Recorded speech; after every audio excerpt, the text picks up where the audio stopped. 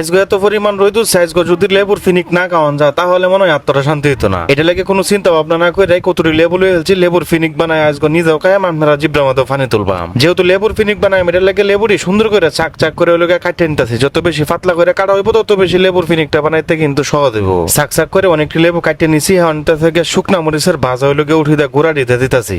তারপরে দিয়ে দিতেছি কতটা অথেন্টিক সরিষার তেল, তারপরে দিয়ে দিতেছি কতটা লবণ, লবণ ছাড়া তো আর দুনিয়া চলে না। তারপরে দিয়ে দিতেছি একদম টক তেঁতুল কতটা। সবকিছু দেওয়া কমপ্লিট, এখন নিতেছে সুন্দর করে মানে নিতেছে যাতে লেবু চাকটির মধ্যে সুন্দর করে সবকিছু অ্যাডজাস্টিং হয়। ধর্মে এটা ভিডিও বানাইলে একটা বিরাট বড় আমার সমস্যা হয়ে যায়, জিব্রার ফানি আটকায় আড়াই মুশকিল হয়ে যায়। এই সমস্যা শুধুমাত্র যে আমার ওই বিষয়টা কিন্তু এমন না, আপনারা যারা ভিডিও দেবেন আপনারা আরো বেশি কষ্ট হয়। যাই অবশেষে লেবুর ফিনিক বানাইনটা শেষ, আর ফাইনালি রূপ ধারণ করছে কিন্তু এমন কি দেখতে জিব্রাটার মধ্যে একটা ভারী মাছ না, ফানিটা কিন্তু একটা লারান মাছ জানি। এই প্রচন্ড পরিমাণ গরম আর রোদের মধ্যে যদি আপনি শত্রু আপনার সামনে লেবুর ফিনিক বানায় সামনে লয়ে থাকা, আপনি মনে হয় যে শত্রুতাম বুঝলে আগে তাড়াতাড়ি খাইলবেন টাইন নেন না, আর কথা বাড়ান যেত না। জিব্রার অবস্থা ভালো না, তাড়াতাড়ি মুহের মধ্যে যে জিব্রাটা হালকা একটু সামলায় লই। বিসমিল্লাহ, মাশাআল্লাহ, লেবুর ফিনিক তো মানে যথেষ্ট ভালো হয়েছে। আপনারা যদি খাইতেন তাহলে বুঝতেন, দূর থেকে তো আর বোঝানি সম্ভব না। আচ্ছা, আপনারা কেলা গেলা লেবুর ফিনিক খাইতে পছন্দ করুন, আর কেলা গেলা ঘরোয়া পরিবেশ অথবা গ্রামীণ পরিবেশে বয়ে থেকে লেবুর ফিনিক খাইছেন অবশ্যই কমেন্ট সেকশনে কিন্তু লিখে জানাই ভাই। আল্লাহ তাআলা আপনারা ভালো রাখুন, সুস্থ রাখুন। ফাঁসক্ষণ আমার দাদা করেন যে আমার দাদা না করলে কিন্তু ফেরাস্তারা ঠান্ডা